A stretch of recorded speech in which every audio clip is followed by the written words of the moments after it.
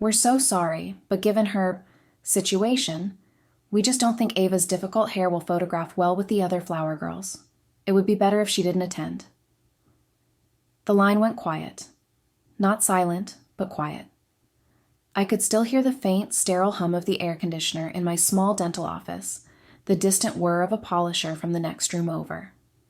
Jenna, my brother's fiancée, was on the other end of the phone, her voice dripping with the kind of syrupy, insincere regret that only a true artist of cruelty can master. Forks didn't freeze midair because we weren't at a dinner table. There was no audience. It was just me, her, and a statement so audacious, so breathtakingly petty, that it sucked all the oxygen out of the room. My daughter, my 8-year-old Light, was being disinvited from her uncle's wedding because her beautiful, tight, glorious curls were deemed a photographic liability. My name is Linda Foster, and for most of my 33 years, I have been the invisible wallet of my family. I was the emergency contact, the late-night loan, the silent cosigner, the one who absorbed the costs and the insults in equal measure. They saw a quiet, unassuming dental hygienist who worked too much. They never bothered to see the woman who had built a life, a career, and a respectable investment portfolio from nothing but grit and exhaustion. They didn't know I was prepared for this. They just didn't know I was documenting everything. If you've ever been treated like the black sheep, the family ATM, or the designated emotional dumping ground, you know the weight of it. If you've ever had to choose between your own sanity and the toxic dysfunction you were born into, hit that like button, because this is for you. They thought I would take it, swallow it down with 1,000 other cuts I'd endured over the years. They were wrong. They had finally targeted the one person I would burn the world down to protect. To understand the end, you have to understand the beginning. My brother Tucker is 5 years younger than me. From the moment he was born, the gravitational pull of our family universe shifted. He was the sun. I was a distant, unremarkable moon, useful only for reflecting his light and managing the tides of his constant needs. When I was 10, I saved up for months to buy a second-hand 10-speed bike. I loved that bike. A week after I got it, Tucker, then 5, threw a tantrum because he wanted one. My father took my bike, spray-painted it blue, and gave it to him. I was told to be a good big sister. I got a pat on the head and the profound lesson that my efforts were merely a placeholder until my brother's desires manifested. This pattern became the blueprint of our lives. I got straight A's. It was expected. Tucker got a C- in algebra. My mother threw a he passed party with a sheet cake. I worked 2 jobs through hygiene school, living on instant noodles and cheap coffee, and paid for every textbook and every exam fee myself. Tucker decided college wasn't for his creative spirit, and embarked on a series of expensive, short-lived passions, all funded by my parents' dwindling retirement savings. There was the 6-month discovering myself in Thailand trip, the brief but costly foray into being a DJ, and the phase where he insisted he was going to be a craft beer brewer, which resulted in 3 exploded fermenters in my parents' garage and a bill for drywall repair that mysteriously landed in my mailbox. When my parents could no longer keep up, the financial burden shifted seamlessly to me. It wasn't a conversation or a request, it was an assumption. The first time, it was for his rent. He was just a little short, he said, just $500. He'd pay me back next week. He never did. Soon, a little short became a permanent state of being. I started paying his $2,200 monthly rent on a loft apartment he couldn't afford, a space he needed for his brand. What brand? The brand of being Tucker. Every time I tried to suggest a budget, or perhaps a less expensive apartment, my mother would call. Linda, he's a sensitive soul. He needs a space that inspires him. Don't crush his spirit. Family backs family. Always has. Her words were the anesthetic that kept me numb, allowing the slow, steady bleed to continue. I paid his rent for 3 straight years. That's $79,200. I have the bank statements to prove it. Then came the car. He needed a reliable vehicle to get to his wellness coaching clients. He didn't have credit, of course. His spirit was too creative for things like paying bills on time, so I co-signed. A sleek, white Audi A3. The lease was $480 a month. For the first 2 months, he paid it. Then the payments started coming out of my account. another $480 every month for 4 years. That's $23,040. His career as a wellness coach was a masterclass in failure theater. He wasn't a coach. He was a handsome guy who knew how to use Instagram filters and post inspirational quotes he found on the internet. His business ventures were a series of financial sinkholes, and I was the designated filler. First, there was the Aura Cleanse app. It was supposed to use your phone's camera to read your aura and suggest curative crystals. He needed $15,000 for development. He created a slick PowerPoint presentation full of buzzwords like synergy and holistic monetization. He promised me I'd be a primary investor. I knew it was a terrible idea, but my mother's voice was in my ear. This could be his big break, Linda. Don't you want to see your brother succeed? I cut the check. The app never materialized beyond a buggy landing page, and the money vanished into what he called research and development, which seemed to involve a lot of expensive dinners and a new wardrobe. Next was his bespoke crystal business, Sacred Stones. He bought thousands of dollars worth of amethyst, rose quartz, and tourmaline on a credit card I'd given him for emergencies. He was going to sell them on Etsy. The market, he explained, was saturated with low-energy stones. His would be different. He personally charged them with positive intentions. The stones sat in boxes in his loft, gathering dust. The credit card bill, however, arrived with staggering punctuality. It was nearly $8,000. I paid it off in installments, the interest a bitter tax on my own foolishness. I felt nothing. Not anger, not pity. Just a dull, heavy resignation. I stayed quiet to keep the peace. Every time I saw them, the dynamic was the same. Tucker would regale the family with tales of his near successes, the big clients he was about to land, the revolutionary ideas that were just on the cusp of changing the world. My mother would watch him with glistening eyes, my father with a quiet, affirming nod. Then all eyes would turn to me. So, Linda, my mother would ask, a slight edge to her voice, still cleaning teeth? The table would share a polite, knowing chuckle. My accomplishments, a down payment on a small house, a stable career, a daughter I was raising on my own, were pedestrian, boring. They were the sturdy, unglamorous foundation that allowed Tucker's rickety tower of dreams to remain standing. I was the responsible one, which in my family's language was a synonym for the boring one, the failure.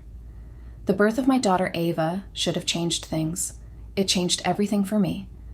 Holding her for the first time, I felt a ferocious protective love that rearranged my entire being. I had a purpose beyond just being a sister or a daughter. I was a mother.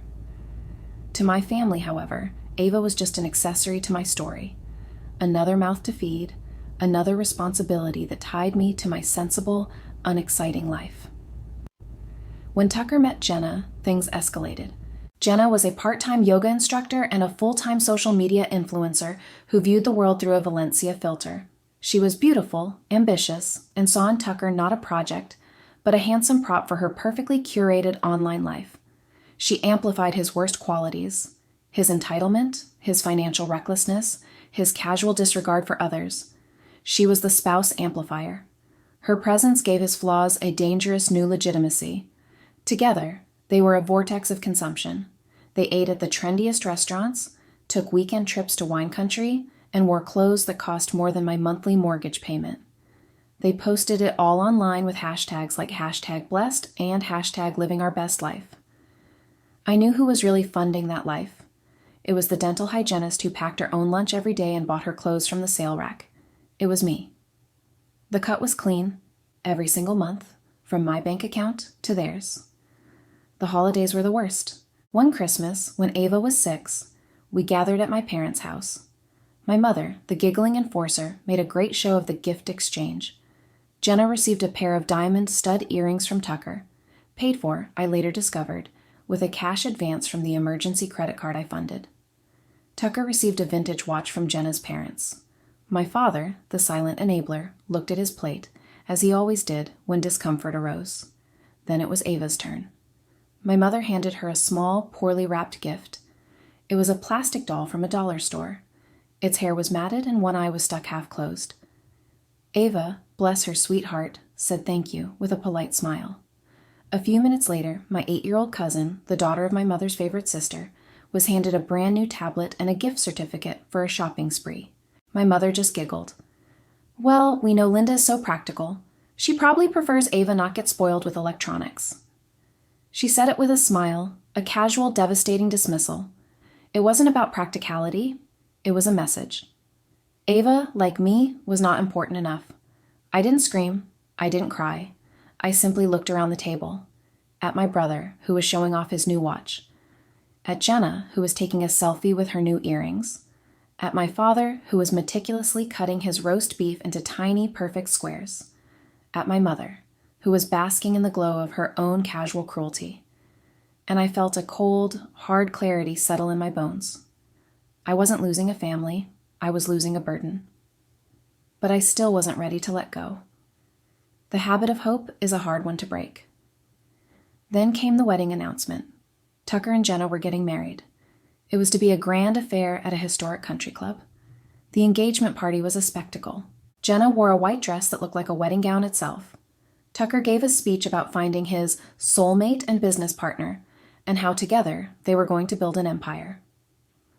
I stood in the back, sipping a club soda, and wrote a check for $5,000 as a gift, knowing it would likely go towards the floral arrangements or the open bar. I wasn't important enough to be a part of planning. They didn't ask me for money for the wedding itself. Instead, they asked everyone else. They set up a GoFundMe, a honeymoon fund, a Help Us Build Our Dream Life fund. It was shameless. Yet a part of me, the old foolish part, wanted to do something significant. A real gift. A grand gesture that would finally, maybe, earn me a sliver of genuine appreciation. I wanted to believe that this marriage, this new chapter, would be the thing that finally helped Tucker grow up. I decided to anonymously fund their honeymoon. I knew they wanted to go to Bali. Jenna talked about it constantly. The photo opportunities, the yoga retreats, the spiritual energy.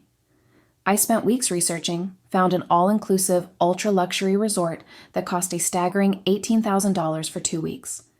I booked it under Tucker's name, but paid for it with my own credit card. The confirmation email with the booking number and the payment receipt, I saved in a folder on my computer labeled Family.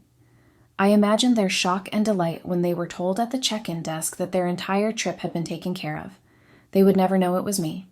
It was a pure gift, untainted by expectation, or so I told myself. A week before the wedding, my phone rang. It was Jenna.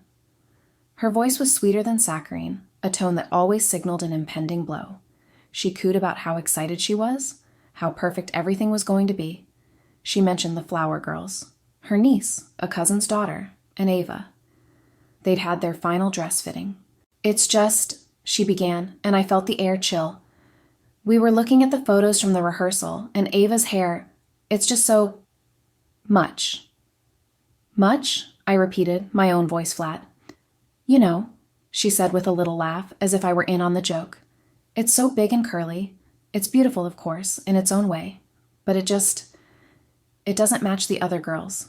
It's difficult hair. It's going to be distracting in the photos.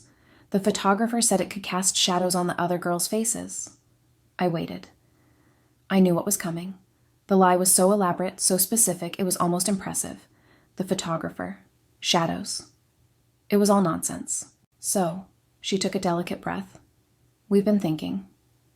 Tucker and I, and your mom agrees, it would be for the best if Ava just came to the reception.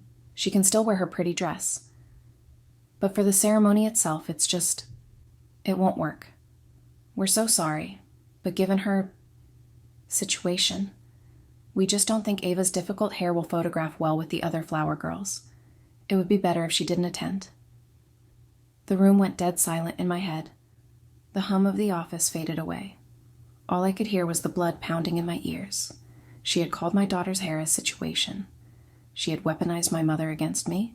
She had, in one fell swoop, declared my child unworthy because she didn't fit into a perfect, homogeneous picture for Instagram.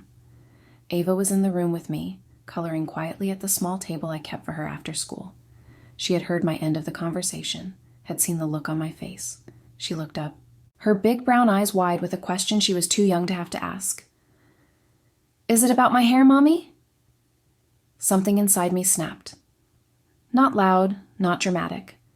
Just a clean, quiet break.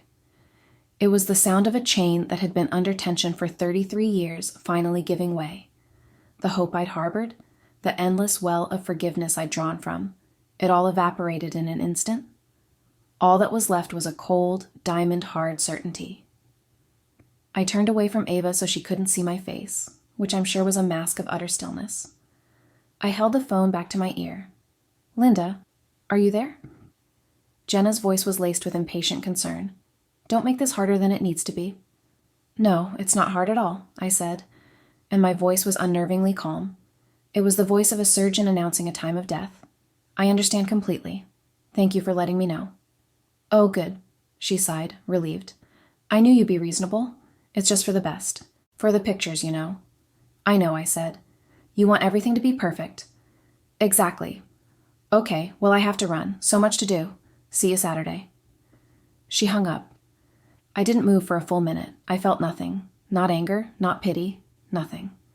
It was a strange, hollow peace. The cut was clean. I knelt down beside my daughter.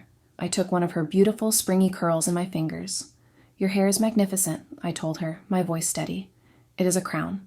Don't you ever let anyone tell you otherwise." She leaned her head against my shoulder. She didn't fully understand, but she understood the feeling. She understood she was safe with me. That was the last time. That was the exact second I knew someone was going to pay. I stayed calm. There was nothing to add. I worked for another hour, sterilizing instruments, my hands moving with methodical precision. When my shift was over, I took Ava home. We ordered pizza, her favorite. We watched a movie. I braided her hair for bed, my fingers moving gently through the curls Jenna had called difficult. They weren't difficult. They were glorious. After Ava was asleep, I went to my small home office. I sat down at my desk and opened my laptop. The light from the screen cast a pale blue glow on my face. I opened the family folder. Inside was a subfolder labeled Tucker. It was meticulously organized. Scans of cashed checks, PDFs of bank transfers for his rent, statements for the credit card, the lease agreement for the Audi, every receipt, every transaction, a digital monument to my own enabling. Then I opened the email, the one from the Bali resort. "Confirmation, your luxury honeymoon suite booking." There it was, the booking number, the guest name, Tucker Foster, and the confirmation that the full $18,000 had been paid by Linda Foster. My thumb moved slowly across the trackpad. I found the number for the resort's international customer service line. I picked up my phone. The room was silent except for the soft click of the keys as I dialed. A pleasant, professional voice answered from halfway around the world. "Good evening. Bali Sands Resort. How may I help you?" "Hello," I said, my voice even and polite. "I'd like to cancel a reservation." "Certainly, madam. Do you have the booking number?" I read it out to her, clear as a bell. "Yes, I have it here. A 2-week stay in our honeymoon villa for Mr. Tucker Foster." "That's the one," I said. "May I ask the reason for the cancellation?" I paused, just for a second. "Change of plans," I said. "I see. As this is a prepaid, non-refundable booking, the cancellation policy states that—" "I'm not asking for a refund," I interrupted gently. "I am the one who paid for the booking. My name is Linda Foster. The credit card used ends in 4582. I am simply canceling the reservation, voiding it. I don't want the money back. I just want the room to be empty." There was a moment of confused silence on the other end, the sound of typing. "I see, madam. You are forfeiting the entire amount?" "Correct," I said. "Forfeit the amount, cancel the reservation. I want to be absolutely certain that when Mr. Foster arrives, there is no booking for him, no room, no record of payment, nothing." "I understand, madam. The reservation has been canceled." "Thank you," I said. "You've been very helpful." I hung up. The soft, unmistakable click of ending the call echoed in the quiet room. I closed the laptop. I didn't feel vindictive. I didn't feel triumphant. I felt light. The weight of a lifetime of obligation had lifted. I wasn't losing a family. I was losing a burden. The day of the wedding arrived. My phone buzzed with texts from my mother. "Where are you?" "You're going to be late." I ignored them. Ava and I spent the day at the zoo. We got ice cream. We laughed. It was a beautiful sunny day. The heavy air that usually surrounded my family was gone, replaced by bright, clean sunshine. The real storm began 3 days later. It was a Tuesday morning. My phone started vibrating on my nightstand at 4 a.m. It was a call from a number I didn't recognize, an international code. I let it go to voicemail. Then a text message came through. It was from Tucker. "Linda, what the hell is going on? We're in Bali and the hotel says our reservation was canceled. This has to be a mistake. Call me now." I looked at the text. I felt a flicker of something, but it wasn't guilt. It was finality. I put the phone down and went to make coffee. An hour later, the barrage began. A torrent of texts and missed calls, escalating in tone from confusion to panic to outright rage. From Tucker. "Jenna is crying. Our honeymoon is ruined." What did you do?" From Tucker. "The reservation was paid for. They said the person who paid canceled it. That was you, wasn't it? You did this." From my mother. "Linda Marie Foster, you call me this instant. Your brother is stranded in Indonesia. This is not funny. Whatever petty squabble you have with Jenna, you fix this. Family backs family." From Tucker. "You selfish bitch. After everything we've done for you, you were always jealous of me. Always? You couldn't stand to see me happy." I read the messages with a detached curiosity. It was like watching a nature documentary about a pack of hyenas who had just discovered their kill had disappeared. The accusations were fascinating. "Everything we've done for you." The delusion was breathtaking. I didn't reply. I blocked Tucker's number. I blocked Jenna's. Then came the call from my mother. I decided to answer this one. It was time for the last word. "Linda, finally. You need to call that resort and fix this right now." Tucker and Jenna had to find some disgusting hostel to stay in. A hostel. On their honeymoon. Do you have any idea how this looks? "Yes," I said calmly. "I do." "What is wrong with you?" she shrieked, her voice cracking. "How could you be so cruel? To your own brother. We did what we had to for our children." "You did what you had to for one of your children," I corrected her, my voice as cold and sterile as the instruments I worked with every day. "You always have." "You're being dramatic. This is about some silly comment Jenna made about Ava's hair, isn't it? Let it go, for family." "No," I said. A simple word. It felt powerful. Complete. "This isn't about her hair. It's about a lifetime of being told that my daughter and I are less than. It's about being the bank, the janitor, and the emotional punching bag for a man-child you refuse to hold accountable. That ends today. From now on, you handle your family. I'll handle mine. You will regret this," she hissed. "You'll come crawling back. You'll have no one." "I have my daughter," I said. "She's all the family I need." I hung up and blocked her number too. The silence that followed was the most profound peace I had ever known. The slow rot began almost immediately. Without my monthly infusions of cash, Tucker and Jenna's beautifully curated life began to crumble. A mutual friend told me they had to cut their honeymoon short after 3 miserable days in a dorm-style room, funded by Jenna's exasperated parents. They came home to an eviction notice on the door of their trendy loft. My name was no longer on the lease. My payments had stopped the day I canceled the honeymoon. They moved into the basement of Jenna's parents' house. The white Audi A3 was repossessed a month later. I received a notification as the primary co-signer. I simply forwarded it to my father's email with the subject line, "Tucker's car." I never got a reply. Jenna's Instagram posts became less frequent.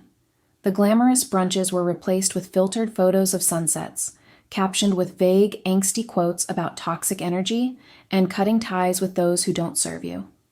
Tucker, stripped of his props and his funding, had to get a real job. I heard through the grapevine he was working the night shift at a bottling plant. His wellness empire had collapsed. The final nail in the coffin came about 6 months later. During my documentation phase, I had discovered that the $15,000 I'd given Tucker for his Aura Cleanse app was supposedly matched by a small business loan he'd secured. I had refused to co-sign that loan, a rare moment of self-preservation. It turned out to be a fraudulent PPP loan, claiming employees that didn't exist. Without my money to cover the repayments, the fraud came to light. He wasn't charged with a major crime. But the penalties and the legal fees bankrupted him completely. The regret was heavier than any debt. I observed all of this from a great distance, like watching a ship sink from the safety of the shore. There was no joy in it, no gloating, just a quiet, somber affirmation that I had done the right thing. The consequences were theirs and theirs alone, their choices, not mine. A year after the wedding, I got a text from an unknown number. It was Tucker. "Hey, I know I messed up. I'm sorry for everything." This was it. The apology test. I typed back a simple question. "Are you sorry you hurt Ava?" His reply came a few minutes later. "I'm sorry for the whole situation. It's been so hard on me and Jenna. We lost everything." He had failed. His apology was about his own pain, his own loss. My daughter was just part of this situation. I didn't owe him lies. I replied, "That's not what I asked." And then I blocked that number too. That was the last I ever heard from any of them. My life and Ava's blossomed in the quiet. With the money I was no longer hemorrhaging on my brother's behalf, nearly $3,500 a month when you added it all up, I was able to move us into a bigger apartment in a better school district. I started a college fund for Ava that grew with reassuring speed. Our home is quiet. It is peaceful. It is filled with laughter and the smell of whatever we decide to cook for dinner. It is ours. Sometimes Ava will be sitting on the couch, reading a book, her magnificent hair a halo around her head, and I'll watch her and feel a sense of overwhelming peace. I protected her. I chose her over them. It was the easiest and best decision I have ever made. Blood doesn't guarantee loyalty. It doesn't entitle anyone to your peace, your money, or your self-respect. Loyalty, true family, is built. It's earned in the small moments of respect and the big moments of protection. Some doors need to be closed, locked, and bolted shut so that better ones that lead to sunlit rooms filled with peace, can finally open. I wasn't losing a family. I was liberating myself from a cage I hadn't even realized I was in. And I have never, not for a single second, regretted it.